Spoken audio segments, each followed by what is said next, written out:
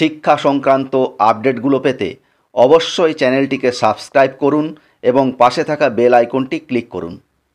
নমস্কার, আপনি দেখছেন এডুটেক তন্ময় চ্যানেল।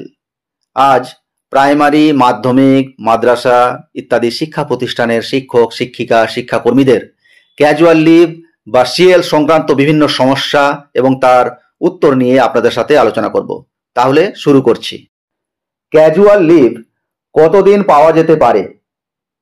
একটি ক্যালেন্ডার ইয়ারে মোট 14 দিন এই ছুটি পাওয়া যায়। কোনো শিক্ষক, শিক্ষিকা বা শিক্ষাকর্মী বছরের মাঝে চাকুরিতে যোগদান করলে বা বছরের মাঝে অবসর নিলে 14 দিনের ছুটি তিনি চাকরির সময়সীমার উপর ভিত্তি করে আনুপাতিক হারে নিতে পারবেন। ধরুন কেউ মার্চ মাসে অবসর গ্রহণ করছেন, তাহলে তিনি জানুয়ারি, ফেব্রুয়ারি, মার্চ এই 3 মাসের জন্য মোট 14টি সিএল পাচ্ছেন না, তিনি পাবেন 4টি সিএল। আবার ধরুন কেউ ডিসেম্বর মাসে চাকুরিতে নতুন যোগদান করছেন, এই ক্ষেত্রে তিনি ওই বছর সিএল পাবেন 1টি। ক্যাজুয়াল লিভ কে অনুমোদন করতে পারেন? এই ক্যাজুয়াল লিভ অনুমোদন করতে পারেন বিদ্যালয় কর্তৃপক্ষ। তবে এ বিষয়ে উল্লেখ্য যে বিদ্যালয়ের শিক্ষক, শিক্ষিকা এবং শিক্ষাকর্মীর ক্ষেত্রে বিদ্যালয় প্রধান এবং বিদ্যালয় প্রধানের ক্ষেত্রে বিদ্যালয়ের পরিচালন সমিতির সভাপতি মহাশয় এটি অনুমোদন করতে পারেন। কোনো শিক্ষক, শিক্ষিকা ও শিক্ষাকর্মী কোনো সপ্তাহের বুধবার থেকে ছুটি নিলেন এবং তিনি পরের সপ্তাহে মঙ্গলবার যোগদান করলেন। রবিবার ছুটির দিন ছাড়া বাদবাকি দিনগুলি বিদ্যালয় খোলা ছিল, তাহলে তিনি কতদিন ক্যাজুয়াল লিভ পাবেন? এখানে তার মোট অনুপস্থিতি রবিবার ছুটির দিন সহ যেহেতু 6 দিন, তাই তিনি রবিবার বাদ দিয়ে মোট 5 দিন ক্যাজুয়াল লিভ পাবেন।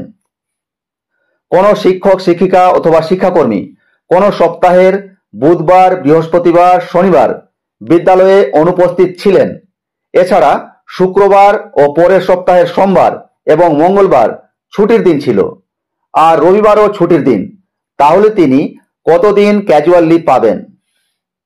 রবিবার এবং ছুটির দিন নিয়ে তিনি মোট 7 দিন অনুপস্থিত হলেও তিনি মোট 3টি ক্যাজুয়াল লিভ পাবেন।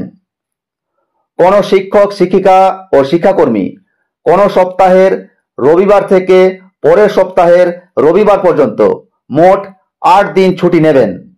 বিদ্যালয়ে কোনো হলিডে বা ছুটির দিন ছিল না, এক্ষেত্রে তিনি ক্যাজুয়াল লিভ পেতে পারেন কি? না, এক্ষেত্রে তিনি কোনো ক্যাজুয়াল লিভ পাবেন না। এখানে মোট তার ছুটির সংখ্যা রবিবার সহ 8 দিন, এখানে তাকে অন্য কোনো ছুটি নিতে হবে। এই ক্ষেত্রে সাধারণত মেডিকেল লিভ করা হয়। কোনো শিক্ষক, শিক্ষিকা বা শিক্ষাকর্মী সোমবার, মঙ্গলবার এবং বুধবার উপস্থিত থাকলেন। বৃহস্পতিবার থেকে 15 দিনের গরমের ছুটি পড়ল, গরমের ছুটি শেষ হলো রবিবার দিন, তিনি গরমের ছুটির পর সোমবার বিদ্যালয়ে যোগদান করলেন। এক্ষেত্রে গরমের ছুটির আগের যে 1 দিনের ছুটি তা ক্যাজুয়াল লিভ হিসাবে পেতে পারেন কি? না, তিনি ক্যাজুয়াল লিভ পাবেন না, তাকে অন্য ছুটি নিতে হবে। 7 দিনের বেশি ছুটিকে দীর্ঘ অবকাশ বা লং ভ্যাকেশন বলা হয়।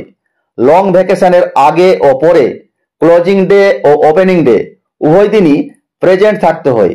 যে কোনো একদিন অ্যাবসেন্ট থাকলে সেটা সিএল হয় না, মেডিকেল লিভ হয়ে যায়। কোনো শিক্ষক, শিক্ষিকা ও শিক্ষাকর্মী সোমবার দিন উপস্থিত থাকলেন, মঙ্গলবার, বুধবার, বৃহস্পতিবার তিনি অনুপস্থিত, শুক্রবার দিন প্রজাতন্ত্র দিবস উপলক্ষে হলিডে, শনিবার অনুপস্থিত, রবিবার হলিডে, সোমবার অনুপস্থিত, মঙ্গলবার বিদ্যালয়ে যোগদান করলেন, এক্ষেত্রে তার ক্যাজুয়াল লিভ কত হবে? এক্ষেত্রে তার ক্যাজুয়াল লিভ হবে 5 দিন। সর্বাধিক তিনি ছুটিতে ছিলেন 7 দিন, তার মধ্যে 2 দিন হলিডে। ক্যাজুয়াল লিভ কি সার্ভিস বুকে এন্ট্রি হবে? না, ক্যাজুয়াল লিভ সার্ভিস বুকের লিভ অ্যাকাউন্টে কখনোই এন্ট্রি হবে না। একটি ক্যাজুয়াল লিভের রেজিস্টার বিদ্যালয়ে রাখা উচিত। সেখানে লিখে রাখতে হবে বিদ্যালয়ের অ্যাটেন্ডেন্স রেজিস্টারের নিচে এখন যে ক্যাজুয়াল লিভ বা অন্যান্য ছুটি লেখার জায়গা রয়েছে, সেইখানে প্রতি মাসের ছুটি আপডেট করে ক্যারি ফরওয়ার্ড করলে বছরের শেষে অ্যাটেন্ডেন্স রেজিস্টার থেকে ছুটির হিসাবের বিষয়টি সহজ হয়ে যাবে। ক্যাজুয়াল লিভে কোনো শিক্ষক শিক্ষিকা ও শিক্ষাকর্মীকে ছুটি নেওয়ার আগে বিদ্যালয় কর্তৃপক্ষকে কি জানানো প্রয়োজন?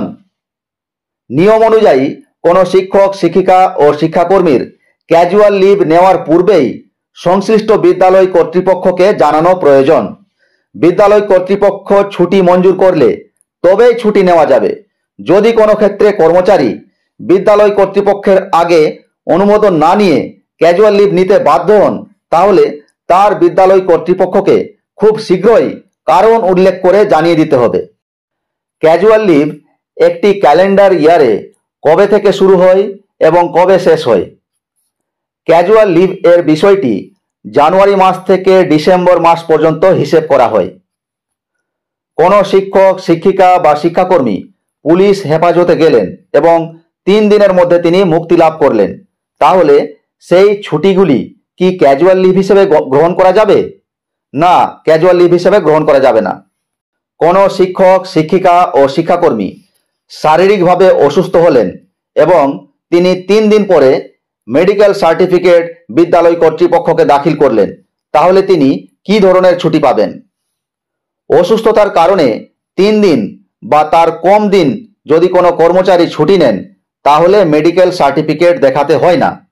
এক্ষেত্রে তার যদি সিএল বেঁচে থাকে তাহলে সিএল পাবেন, অথবা সিএল যদি বেঁচে না থাকে তাহলে মেডিকেল লিভ বা অন্য কোনো ছুটি পাবেন। সিএল বা নৈমিত্তিক ছুটি নিতে গেলে বিদ্যালয় কর্তৃপক্ষকে কি দরখাস্ত দিতে হবে? অবশ্যই দরখাস্ত দিতে হবে।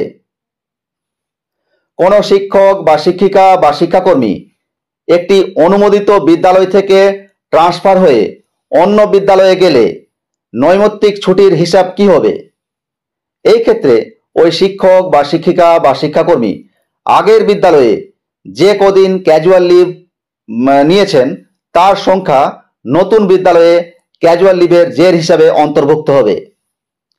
যদি কোনো শিক্ষক বা শিক্ষিকা বা শিক্ষাকর্মী গ্রীষ্মাবকাশের আগে ক্যাজুয়াল লিভ যোগ করার জন্য আবেদন জানান, বিদ্যালয় কর্তৃপক্ষ কি এই ছুটি অনুমোদন করতে পারেন? না, বিদ্যালয় কর্তৃপক্ষ পারবেন না। কেননা ক্যাজুয়াল লিভ কোনো বড় ছুটির আগে বা পরে যুক্ত হবে না।